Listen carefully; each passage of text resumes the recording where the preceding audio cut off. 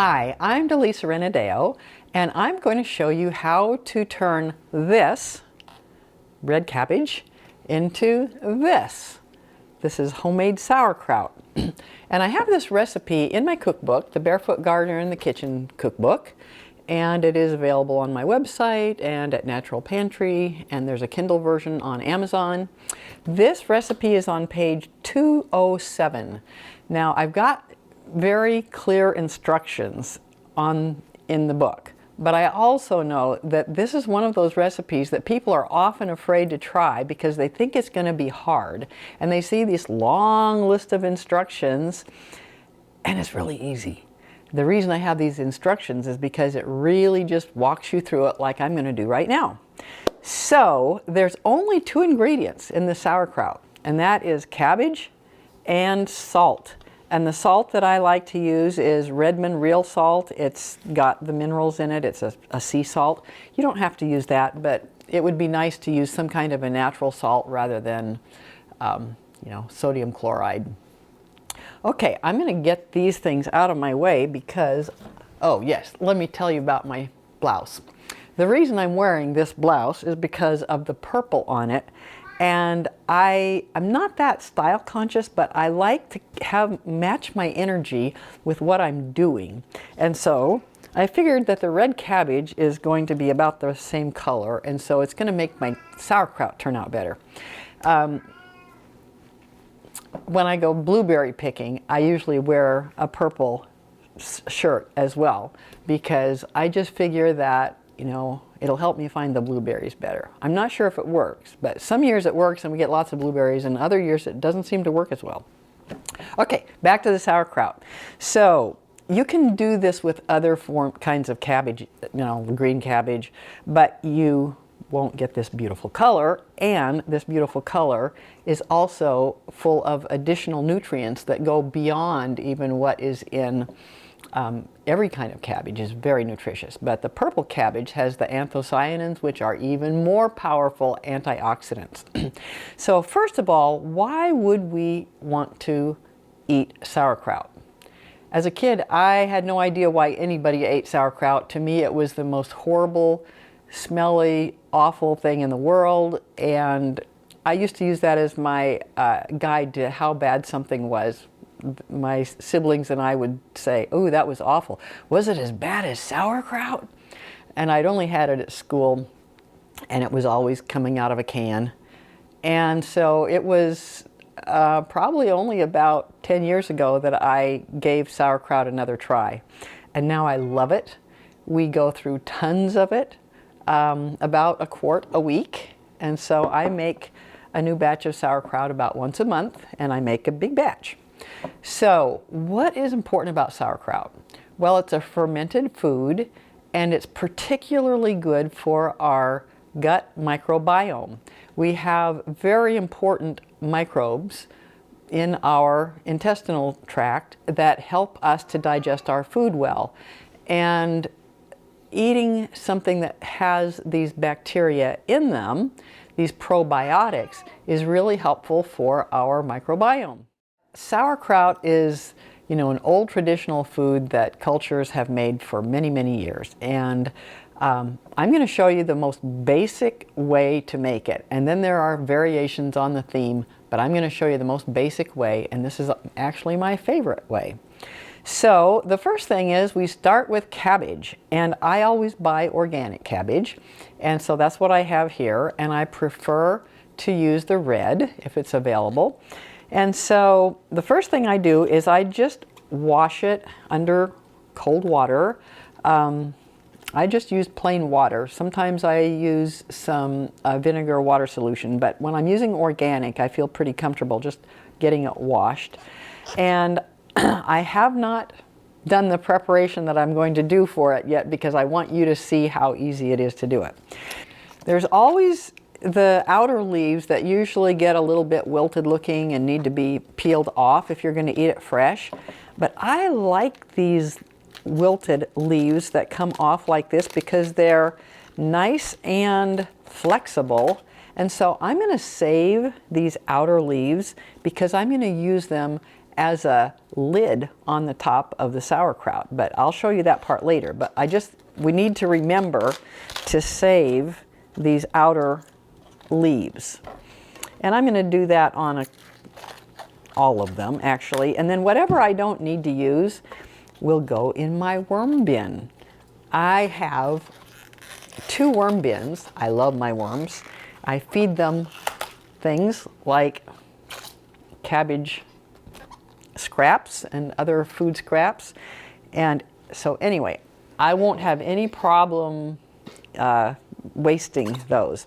So now that I've already weighed these, by the way, the recipe in the book is just for a small batch, something that you would be able to put in a half-gallon container, and it would push down, and it probably wouldn't come up more than maybe this high, because you definitely won't want to fill it to the top, which I'll show you.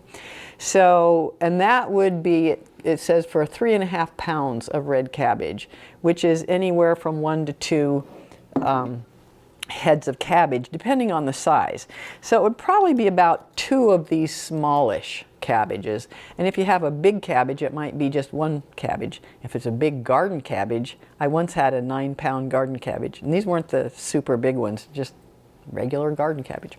So anyway, about 3.5 pounds will make a batch to go in here. But I make this every month, and I make at least a gallon. And so this is a crock that I will fill up, and then I will put the leftovers in this, so that I'll have 4 or 5 quarts of this when I'm ready. Now, one of the misconceptions that people have is that it takes a really long time to make sauerkraut. That's not the case. Once I have this cut up and salted, then the only thing that I have to do is let it wait for anywhere from 4 to 14 days. And usually I do it for about 7 days. So a week from today, it'll probably be ready to eat. And people have heard, you know, you have to let it go for 2 months. Well, I don't know how they used to do it, but I never do that. And mine makes great sauerkraut. So the first thing I'm going to do is cut my cabbage into quarters so that I can then shred the cabbage. So I just cut it in half, and it's not easy to cut.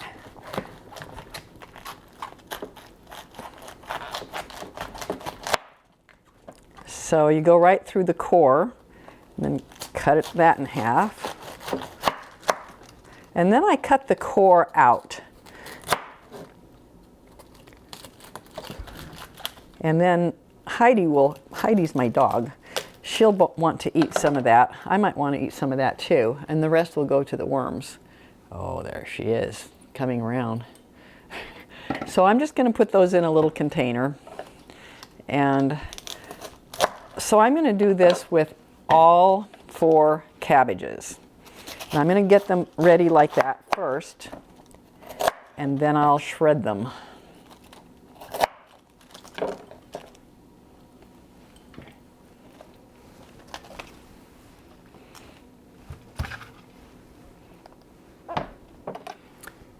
Okay, I have them all cut into quarters, so now I'm ready to slice them or shred them into little shreds so that they can turn into sauerkraut. One thing you probably will notice is that there's a different color. This started out this darker purple color, and then it turns kind of more of a reddish color as the fermentation process goes.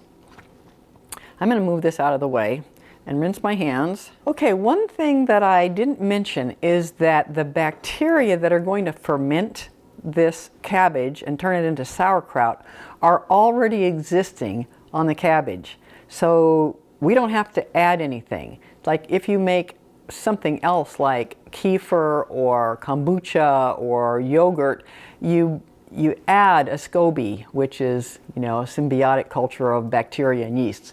But we don't have to add anything. The bacteria are just naturally found in the cabbage, and so that's what's magical about it.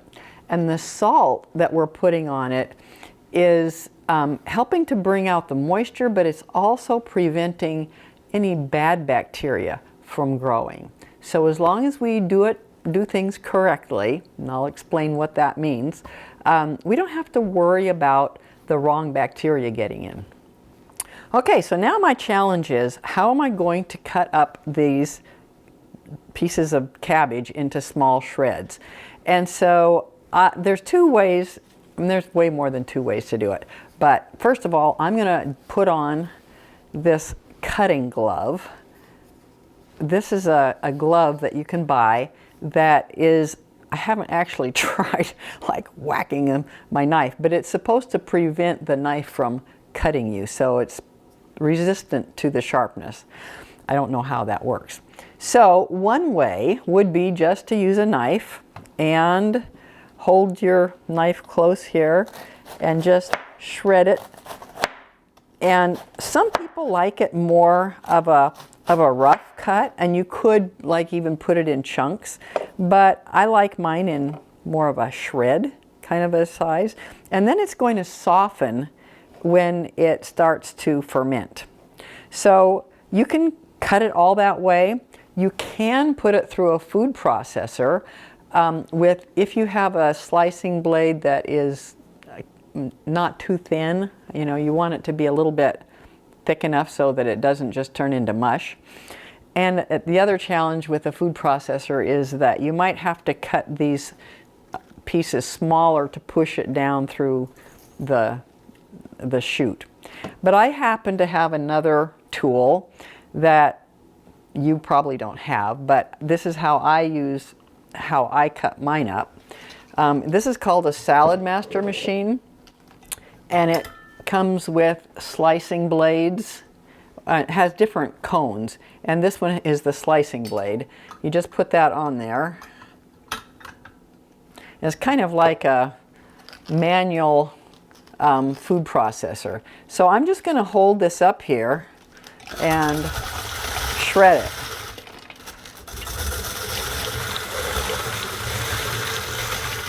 So I have to admit, this is the easy way.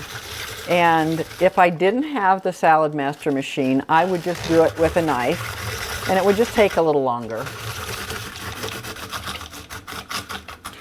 And this slicing blade is very, very sharp. I have cut myself badly with it in the past, which is now why I use my cutting gloves.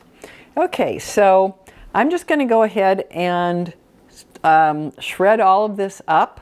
And as this bowl fills up, I'm going to put it in this giant bowl, and then I'll tell you a little bit more about what I do next. So I've got this bowl full, and I've got more to shred, but I'm going to show you what I do. Now, I am making about 10.5 pounds of cabbage, and this recipe only calls for 3.5 pounds of cabbage, so you can vary it to, you can make as big or small a batch as you want. But when I'm making a big batch like this, the way I like to do it is I dump one bowl of this on here, and then I layer some salt on and it's just going to sit in here for a while I keep on shredding more cabbage.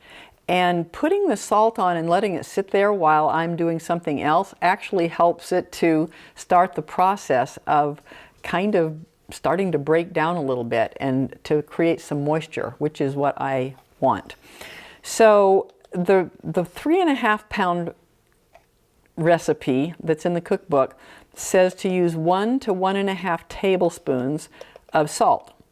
So I'm making like a triple batch of this. So mine is going to be anywhere from 3 to 4 tablespoons or 3 to 4.5 tablespoons of salt. And this is about a third of what I have. And I'm just going to stir that in a little bit, and it's going to start doing its magic. And I may need to add a little more. I use the least amount of salt that I need to do the job, but it should, anywhere between 3 tablespoons and 4.5 is going to be about right for me today. So I'm going to let that sit there, and I'm going to shred some more cabbage.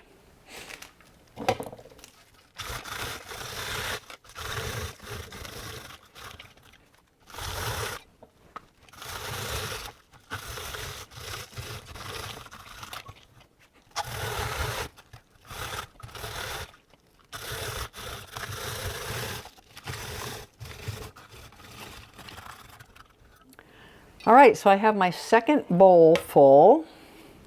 And if I come over here, I'm going to dump this on the top of this one, but I don't know, can you see a close-up here? There is some shiny liquid on this cabbage where the salt is starting to make a little moisture come out, and it's going to be more as I go. But anyway, that's exactly what I'm wanting it to do. So I'm going to put in another bowl, and you're going to say, uh-oh, now your big bowl's full too. It's like, yep. So I'm going to add another tablespoon. I'll put kind of a heaping tablespoon on this. And you may be thinking to yourself, man, that's an awful lot of salt, which it is. But it is necessary to put some salt in it. You cannot make it without salt. And all the benefits of the sauerkraut seem to far outweigh the fermented aspects of the sauerkraut seem to far outweigh any problems that are associated with salt. Okay, so now I'm just going to let that sit while I do some more. Let's see, get these guys over here.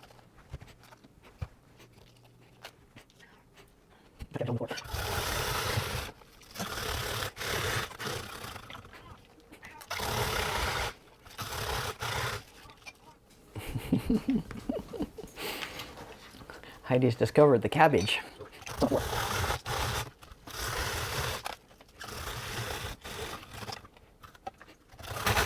You can eat it. Go ahead.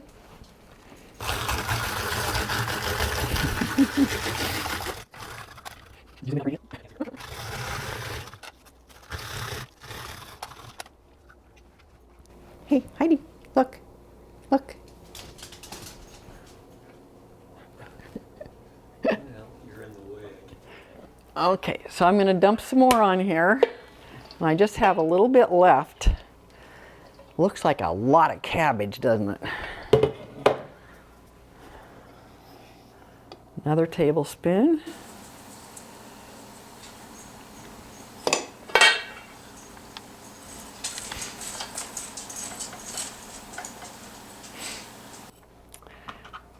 My little dog Heidi loves cabbage. So anytime she sees me getting the cutting board out, well, she loves other vegetables too, but cabbage is her favorite. So I'm going to move out of the way and toss this so you can see. Throw it that way. See how she likes it. Heidi, hey, Heidi, yoo-hoo.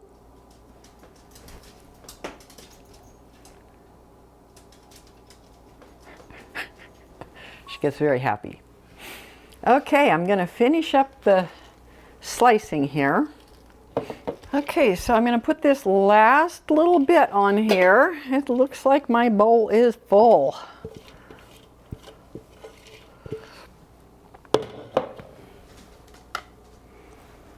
You want some more, Heidi?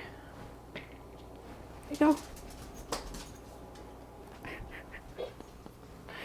This probably is what keeps her so young. She's actually 13 and a half years old, but she doesn't act like it. So I have some more little bits that didn't go through my Salad Master machine very well, so I'm just going to slice that with a knife. There it is. And because it'll still be fine in there. So I'll tell you a little bit about my Salad Master machine, because after seeing that you may say, boy, I need one of those. And unfortunately, it's not something you can just buy at the store. It is something that is generally sold in a home demonstration by a Salad Master dealer. And you can go to saladmaster.com and see about getting access to a dealer.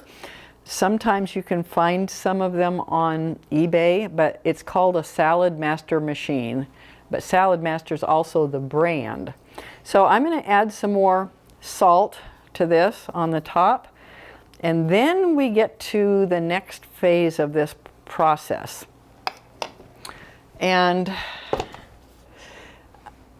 you know, you probably won't make as big of a batch as this. If you just make a small batch with 3.5, like one large head or 2 small heads, you know, you won't have to shred so much and it won't be as big of a job and all that. But since I really did need to make some sauerkraut, I thought, well, I'm just going to go ahead and show you how I do it. So once you have your cabbage all shredded up, and again, if you're not making a big batch like this, the whole process is a lot quicker and easier. Some of this has been breaking, the cabbage has already been getting moist and broken down a little bit, but now I'm going to knead it. And so I've washed my hands, I took off my glove, and now I'm just going to get in here and just really work it. And this whole big full bowl is going to shrink down to a smaller amount, and it's going to be wetter. Now the goal is to get it completely juicy so that I can actually see, like if I squeeze it, a little bit of liquid will come out. And if I can look down in the bottom of the pan or the bowl, I'll actually see a little puddle. Now I do not add any water at all. There are some recipes that call for using brine, where you actually mix salt and water together. I wouldn't want to do that because that would introduce other aspects to your, you know, if you had something in there making liquid besides the salt and the water, I wouldn't trust what it is. I want to make sure that it is actually sauerkraut. Now, you know, this is not a sterile procedure. I'm using my hands and I've washed my hands. If you want to wear gloves, you can, but your gloves aren't going to be sterile either. I don't know if you can see in there, but this is starting to get wet. That is what I want.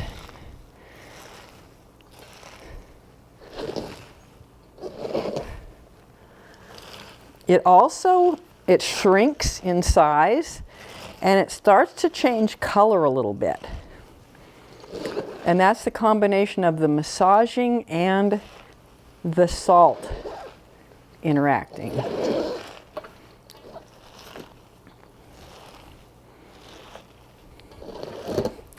If you wanted to add some other flavorings to this or other vegetables, you could add some shredded carrots, some sliced onions. You could put in kind of whatever, like other root vegetables, but I pretty much just use cabbage. You can also add some other seasonings like dill, or I have a curtido recipe in my cookbook which has some Mexican kinds of spicy seasonings. So again, that's up to you, but what we're doing today is the basic recipe that will make it a fermented, delicious meal that can help you have a healthy microbiome.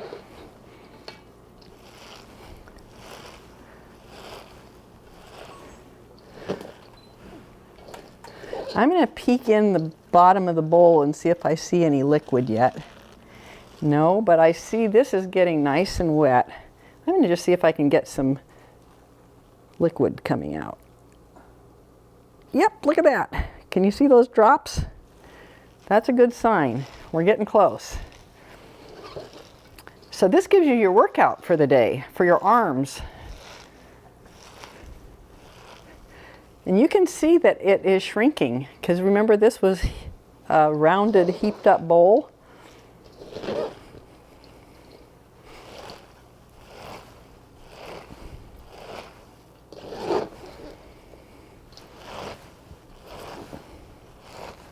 If I were going to make a bigger batch than this, I would have to do it in batches, because I couldn't handle more than this much at one time.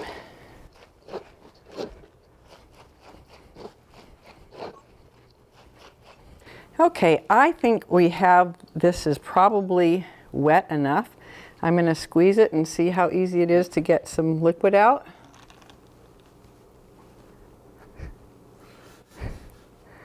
There's some, okay.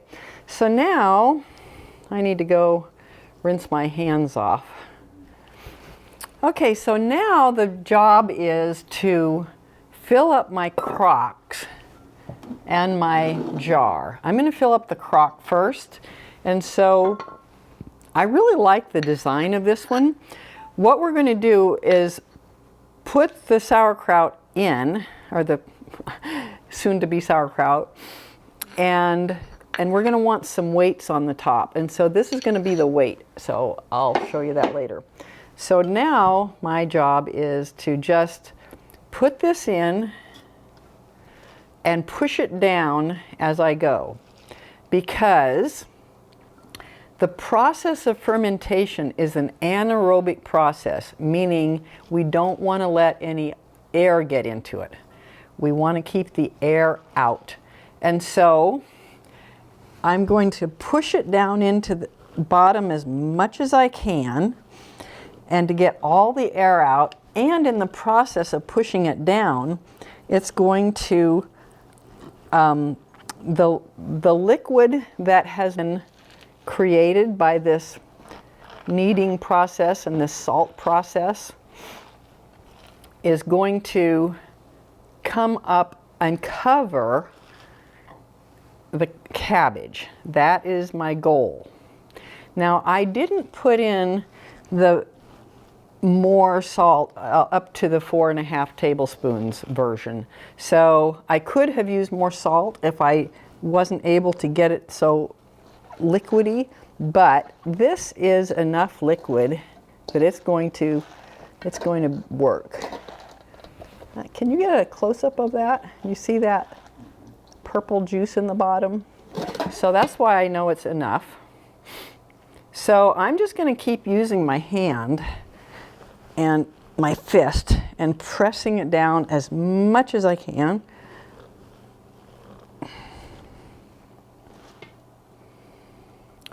And I can't fill it to the very, very top because I've got to leave room for the weights on the top.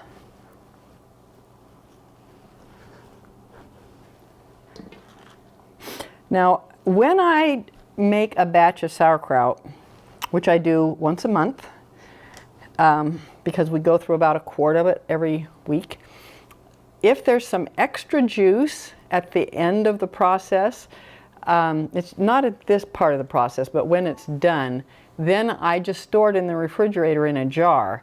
And so if I'm a little bit shy of having enough liquid to cover this, then I can just use some of that sauerkraut juice from a previous batch to cover this. So the object is that when I push it down, there should be enough liquid that it's covering it. But then once I remove my hand, the liquid goes down, the sauerkraut or the cabbage comes up, and so it's not going to have like a complete layer of liquid on it.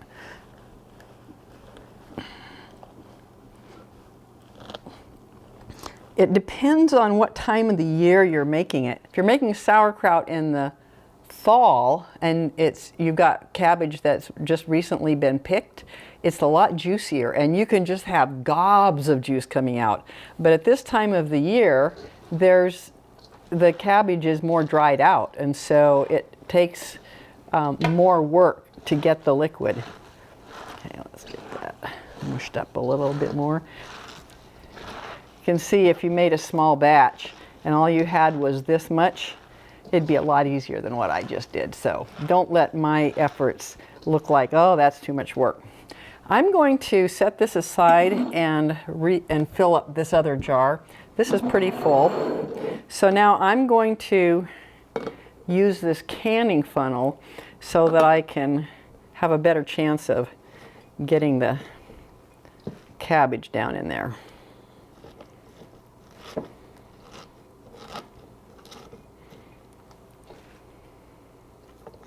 It looks like I'm going to end up with,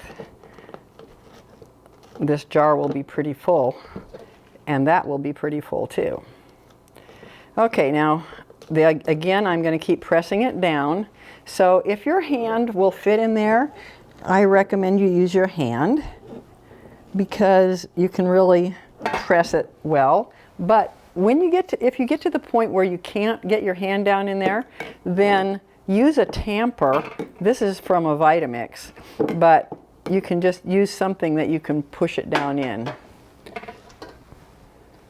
But you can see that all this huge amount of shredded cabbage is getting very compressed by the salting and also the pressing. I remember one time I had this huge bowl sitting on the counter. I was getting ready to do the salting part, and my husband Charlie, who is the cameraman, came in and he looked at that and he thought, well, how are you ever going to get all that cabbage in these little containers? And so it is hard to believe, but it's kind of like how many elephants can you put in a Volkswagen or something. Okay, this is getting very full. Okay, again, you cannot fill this to the top because you've got to still put the weight in it.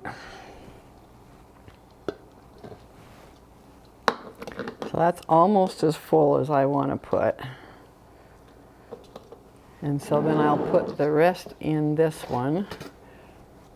Well, good thing my cabbages weren't any bigger.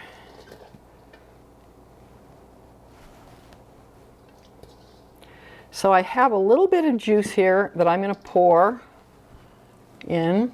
One thing that happens in the process of sitting in the fermentation process is that both of these containers are going to start having a lot of juice that starts bubbling up. And so you just have to make sure you had enough so that you could press it down below the liquid in this process. But then once it starts fermenting, it starts to make a lot of juice.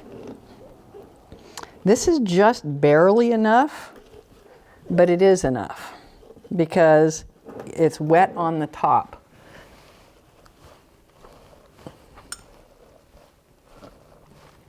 If you can't get it wet enough on the top, you could put in some lemon juice. I've never actually had to do it, but that's what I've read, is that you could add some lemon juice to it. The other thing you can do is just wait a little longer because it's going to keep making more juice as it sits. I'm going to see if you can see that. Are you zoomed in where you can see I want you to see, do you see that liquid there? Okay. So that's enough. That's enough liquid. It doesn't have to be like, an inch tall.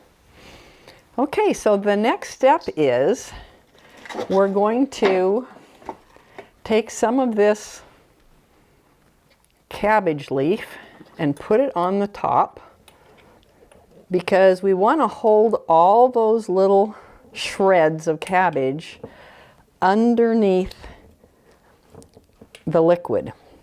Anything that is up into the air is going to be getting oxygen to it, and then that could actually start creating the wrong kind of bacteria.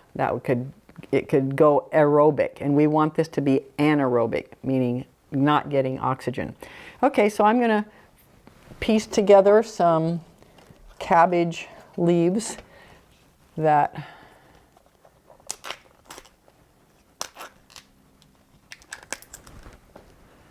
I'm just making sure that my shredded cabbage is staying underneath these leaves. Okay, so now we need some weight on top of these. So this crock comes with these two weights. So put those in there. And I'm going to press down on them and see if I can bring that liquid up over the Doesn't come up over that leaf now, but that's okay. I know there was enough because I already tested it. So we still need to put a weight in this one, and it's very convenient. I'm gonna get these extra shreds pulled out so they're not sticking to the sides. So I'm going to use a Ziploc bag, a 1-quart freezer bag. We want it to be pretty tough. And I'm going to test this bag and make sure it doesn't have a hole in it because I don't want it to leak. So I'm going to put some water in it and make sure it doesn't leak. Okay, that looks good. I'll put the water back in there. I'm going to use this magic bag to become the weight. So I can stick my hand down in there. If your hand doesn't fit in there, you can poke it down with, some kind of a tool, because you want it to get kind of out around the edges. And now I'm just going to put water in there, which is adding weight, to hold that down in place, because that's the object, is to keep that down so that it stays below the level of the liquid. I'm going to put just a little more in to make it a little bit heavier.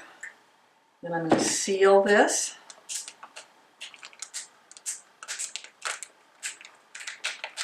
So we have this water in here to keep weight on the all of the cabbage, because we want it to hold the cabbage down underneath the liquid. That's the goal. We don't want air to get into it because this is an anaerobic process. Okay, so one thing that's important though is that as fermentation takes place, little bubbles of carbon dioxide are going to bubble up in here and they need to escape. And so we don't want to screw a lid onto here to where no air can get out. So the air, we want the air to be able to get out, but we don't want other air to come in. So the air that's coming out is carbon dioxide. And so it's going to come up here, and those little bubbles are going to work their way around my little bag in here, and they're going to come bubbling up. And so you're going to see bubbles here, and then you might hear a little bloop sound, bloop, and it kind of burps itself. And so it's going to do that for, however long you decide to leave it in. I would leave it in a minimum of 4 days, and it might be ready then, or maybe you'd leave it a few more days. Now this crock has a similar system, but it's just designed differently. So right around the rim of this, you'll see there's some little cutouts that look like the old-fashioned ashtrays of yore. They probably still have them, but it's not part of my life, thankfully. So I put this on here, and then I put a little water around the edge, which cannot get into the crock, because remember, I don't want to get water in the crock, and I don't want to let air in. So this acts as an air seal, but the carbon dioxide, as it bubbles up, is going to be able to get out through those little holes, and they'll come bubbling up out through this water. And so we'll hear, I'll put these, in a place where we can actually hear them, and we might be sitting at the table and we hear those bloop, bloop, and so we know it's working. Now after 4 days or more, you might say, well, I wonder if it's ready yet. You're going to see that it's been bubbling. You're going to be seeing that it's turning color, because as you can tell, these colors are very different. So this color is going to change to this color. So you'll be able to tell that it's working, and you'll see that there's liquid up covering it. All good signs. But then you wonder, is it ready? So the only way to know, and this is really up to you and your own taste buds, you have to take this carefully apart, pull the bag out, or take the lid off, and take the weight out, and take the cabbage leaf off, and taste it.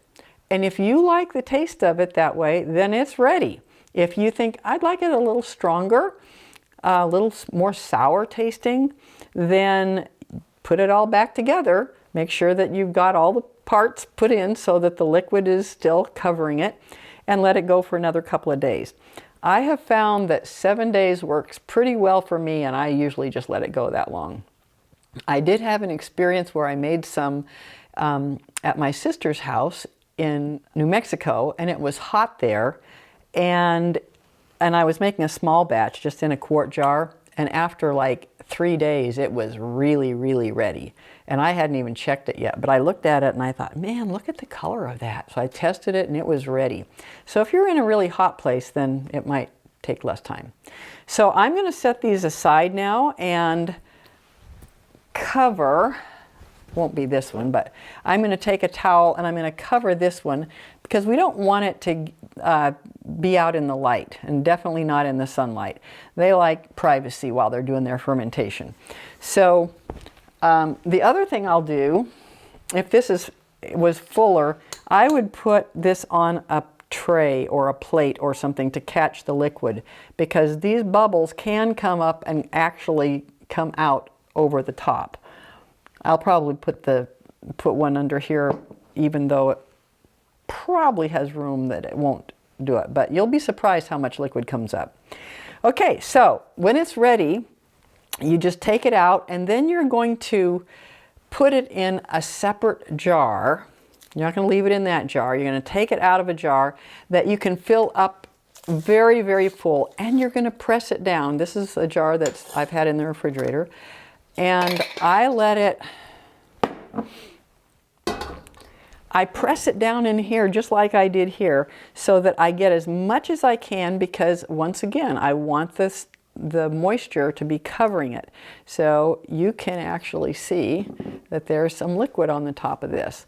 I don't let it be completely full of juice. I pour extra juice off into my sauerkraut juice jar, which I keep in the refrigerator, which, by the way, you can drink if you want. You can also use it in salad dressings. But then I cover this with plastic wrap and then seal it. And I put it in the refrigerator, and I put a date on it. This one says January 31st, so that's the last time I was completing my sauerkraut. It will keep in your refrigerator for at least a year, probably much, much longer than that. But it does continue to ferment a little bit at a time at this colder temperature. But if you had it at room temperature, then it would certainly keep fermenting more and more. So I hope that you are encouraged to give this a try yourself. And my favorite way to eat sauerkraut is on salad. We put this beautiful sauerkraut on the top of our salad, and along with our salad dressing and everything. It's really delicious. So give it a try. It's not as hard as you might think, and it's probably not as hard as it looked, because I did a big batch. If I had done a little batch that just made this much, then it would have looked easier. But I'm going to have a lot of sauerkraut from this effort. Thanks for joining me, and share this video with others.